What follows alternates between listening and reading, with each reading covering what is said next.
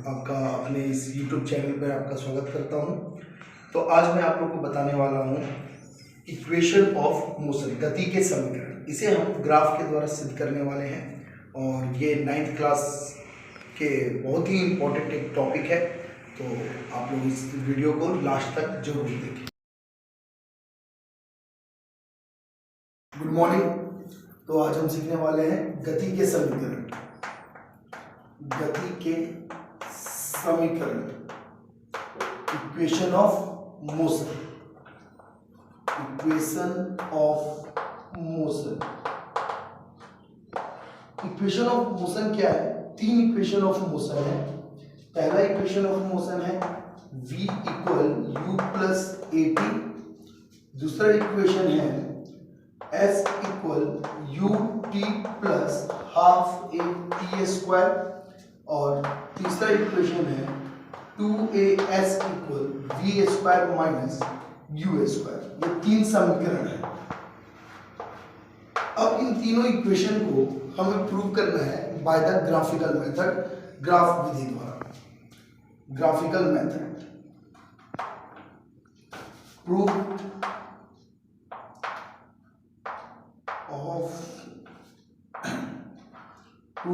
Of equation of motion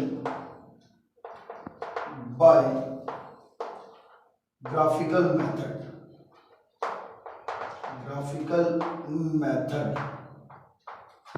graph विधि द्वारा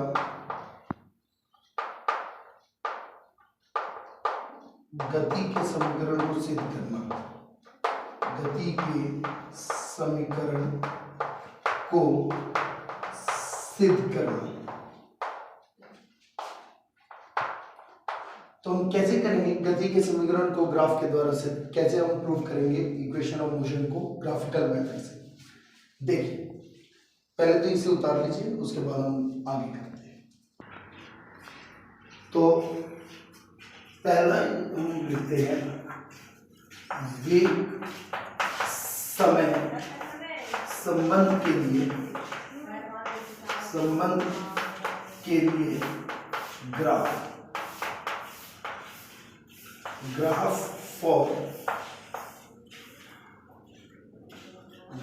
for velocity time relationship.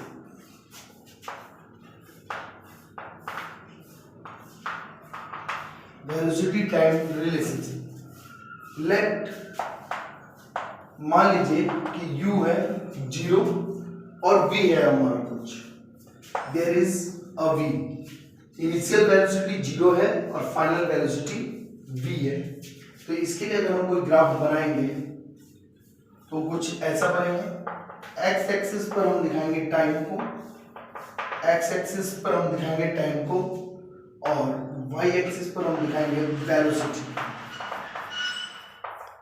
मान लीजिए किसी टाइम t0 पर ये पॉइंट A है जो कि u है, ठीक है, u 0 है। और जैसे जैसे टाइम इंक्रीज कर रहा है वैसे वैसे स्पीड भी इंक्रीज कर रही है, और एक निश्चित टाइम पर किसी टाइम t पर वेलोसिटी हो गई v। मतलब ये हो गया हमारा u और ये हो गई हमारी v। ये हो गई हमारी v। इसे लेते हैं point A, this is point O, this is point B and this is point C. मतलब पॉइंट सी पर जाकर के वेलोसिटी हो जाएगी v। यहां से एक परपेंडिकुलर खींचते हैं। Let AD is perpendicular on BC। मान लेते हैं AD जो है BC के ऊपर एक 90 डिग्री का एंगल बना रही है, एक लंब है। तो जब हम लिखेंगे एक्सेलरेशन, बताइए त्वरण। एक्सेलरेशन क्या होता है? त्वरण क्या होता है? वेग में परिवर्तन, change in velocity, change in velocity upon समय टाइम, यही होता है। तो वेग में परिवर्तन, वेग में जो परिवर्तन है वो क्या दिखा रहा है आपका, CD दिखा रहा है। अपॉन में टाइम आपका क्या है दिखा रहा है, 0 से B तक, ये आपकी टाइम है, ये है एक्सेलरेशन। तो CD की लेंथ हम कैसे निकालेंगे, पूरे BC में से अगर BD माइनस करेंगे तो ही CD आएगा, BC माइनस BD अपॉन में OB। देखिए BC को हम किसकी इक्वल देख सकते हैं, V माइनस BD किसके इक्वल रख सकते हैं हम, U अपॉन में OB हमारा टाइम। तो acceleration equal V minus U upon में T हो गया, क्रॉस मल्टीप्लाई करते हैं, क्रॉस मल्टीप्लाई करेंगे इसके अपॉन में जो शून्य तो 1 है, क्रॉस मल्टीप्लाई करेंगे 1 को इससे मल्टीप्लाई करेंगे तो V minus U equal A को T से मल्टीप्लाई करेंगे 80, माइनस U है उधर जाएगा तो क्या हो जाएगा, प्लस हो जाएगा, तो ये हो जाएगा V equal U plus 80। This is our first equation of motion. ये हमारा इक्वेशन का पहला इक्वेशन हो गया मोशन का। देखिए अब यहीं पर S मतलब होता है डिस्टेंस, दूरी, डिस्टेंस। अगर हमें S निकालना है, दूरी निकालनी है, तो जाहिर सी बात है किसी भी ग्राफ में अगर हम टाइम और वेलोसिटी ग्राफ बनाते हैं तो दूरी हम निकालते हैं, S निकालते हैं एरिया ऑफ OA CB। अगर हम ये OACB इनके बीच के एरिया को निकाल दें तो ये एरिया हमारी डिस्टेंस कहलाएगी टोटल S। अच्छा, इसके लिए जो हम ग्राफ बनाएंगे वो ग्राफ होगा समय स्थिति ग्राफ। एक दूसरा ग्राफ बनाते हैं, इसका नाम देते हैं हम समय स्थिति graph for time position relationship, time position relationship. अब टाइम पोजीशन मतलब हम पोजीशन दिखाने के लिए पहले दूरी निकालेंगे, दूरी निकालने के लिए S से हम दूरी दिखाते हैं एरिया ऑफ OACB। ये इसका ये जो एरिया होगा इसके एरिया को हम डिस्टेंस कहेंगे S इक्वल। अब ये एरिया ध्यान से देखिएगा तो इस पूरे एरिया में दो फिगर बन रहे हैं।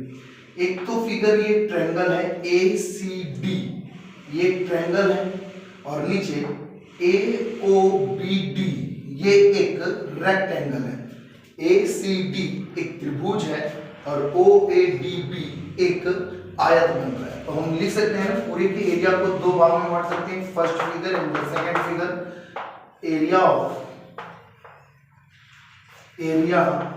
ऑफ ट्रायंगल ACD इसका एरिया प्लस एरिया किसका ADBO रेक्टेंगल ADBO इसका area S equal ACD triangle का एरिया कैसे निकालते हैं 1/2 इंटू परपेंडिकुलर। इसके लिए परपेंडिकुलर क्या लंब, जिसको हिंदी में लंब कहते हैं, क्या है CD, और इंटू में बेस आधार क्या है AD, प्लस रेक्टेंगल आयत का क्षेत्रफल। आयत का क्षेत्रफल क्या होता है लेंथ इंटू ब्रेथ, लंबाई गुणा चौड़ाई। तो इसकी भी लंबाई क्या है AD और चौड़ाई क्या है आपका AO इंटू में AO, लेंथ इंटू ब्रेथ, लंबाई गुणा चौड़ाई।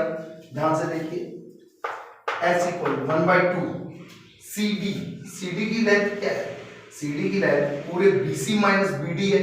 BC मतलब V माइनस में BD मतलब U। हम CD की जगह लिख सकते हैं V माइनस U इंटू में AD किसकी इक्वल है हमारे OB के बराबर, मतलब AD हमारा पूरा टाइम दिखा रहा है, तो हम AD की जगह लिख सकते हैं T प्लस AD ये हो गया T इंटू में AO हो गया U, TU। अब जरा ध्यान से देखिएगा यहाँ पर, इसे इक्वेशन 1 लिख करके छोड़िए। बिकॉज हमें पता है कि a इक्वल होता है v माइनस यू अपॉन में t। अभी अभी हमने एक पिछले इक्वेशन में देखा था, इसे अगर हम क्रॉस मल्टीप्लाई करें तो at इक्वल में v माइनस यू, मतलब v माइनस यू की जगह हम क्या लिख सकते हैं, at लिख सकते हैं। इसकी वैल्यू यहां पुट कर दीजिए इक्वेशन 1 में। देखिए, put the value of at in equation 1। Hindi में लिखेंगे समीकरण 1 में at का मान रखने का। तो देखिए, अगर हम at के जगह at का मान यहां रखते हैं तो s equal 1/2 v minus you, तो v माइनस यू की जगह हम क्या लिख सकते हैं, at इंटू में यहां पर पहले से t और है प्लस में tu, ये क्या होगा s equal 1/2 a, t 2 times है तो at स्क्वायर प्लस tu। इसको हम ऐसे भी तो लिख सकते हैं s equal ut plus 1/2 at square. ये हमारा सेकेंड इक्वेशन होगी। जब हम समय स्थिति संबंध के लिए ग्राफ बनाते हैं, graph for time position relationship, तो हमें ये सेकेंड इक्वेशन मिल जाता है s equal ut plus half at square. उतारिए इसे। इक्वेशन पे आते हैं, वेग स्थिति संबंध के लिए graph for velocity position relationship. देखिए, यहाँ भी हमें वेलोसिटी पोजीशन है, मतलब पोजीशन तो बतानी है, तो पोजीशन s, दूरी, डिस्टेंस। डिस्टेंस का मतलब ये जो हम ग्राफ बनाते हैं इसका पूरा एरिया, ये जो एरिया है, ये जो क्षेत्रफल है, ये कहलाएगा डिस्टेंस, दूरी। OACB का एरिया, या आप हिंदी में लिख सकते हैं OACB का क्षेत्रफल। इससे हम दिखाते हैं किसको, S मतलब दूरी। अच्छा, ये जो हम पिछले फिगर में इसको दो अलग अलग फिगर बनाकर हमने देखा था, अगर हम ध्यान दें तो ये एक सिंगल आपका ट्रेपेजियम समलंब भी तो बन रहा है, ये एक समलंब भी है ना, तो हम लिख सकते हैं S क्या है आपका, एरिया ऑफ ट्रेपेजियम, हिंदी में समलंब का क्षेत्रफल। ये एक समलंब भी तो है OACB, ये एक समलंब है, समलंब का क्षेत्रफल निकाल देंगे हम। समलंब का क्षेत्रफल क्या होता है, एरिया ऑफ ट्रेपेजियम क्या होता है, 1/2 इंटू हाइट, हाइट की जगह ये आ गया हमारा AD, इंटू जो पैरेलल लाइंस होती हैं, जो समांतर रेखा होती है, उनके लंबाई पैरेलल लाइंस की, तो AO एक तो पैरेलल लाइंस ये है, प्लस ये क्या है BC, दो पैरेलल लाइंस थे, दो समांतर रेखा थी। यही होता है समलंब का क्षेत्रफल, एरिया ऑफ ट्रेपेजियम।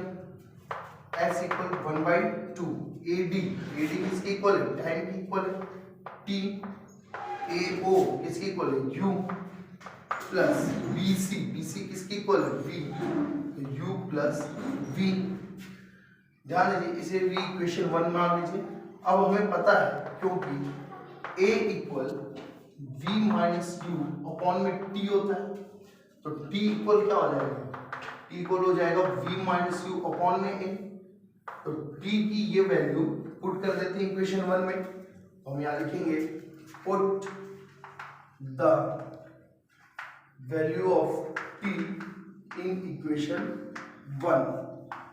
समीकरण 1 में T का मान रखने पर, हमने T का क्यों किया, T का मान इसलिए रखा क्योंकि यहाँ पर हमें टाइम के बारे में नहीं बताना था, केवल वेग और स्थिति, वेलोसिटी और पोजीशन बतानी थी, इसलिए T के जगह हम वैल्यू पुट कर देते हैं। तो S इक्वल 1/2, T की जगह पर क्या आ जाएगा, V माइनस यू अपॉन में, T की जगह आ जाएगा V माइनस यू अपॉन में A, और इनटू में क्या चीज है, U प्लस V।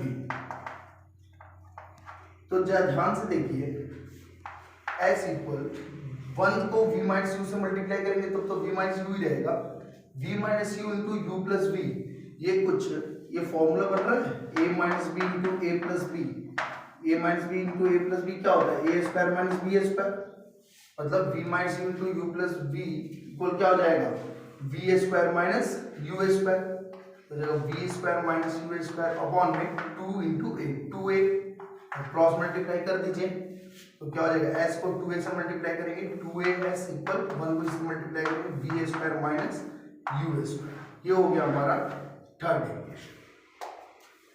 देख लीजिए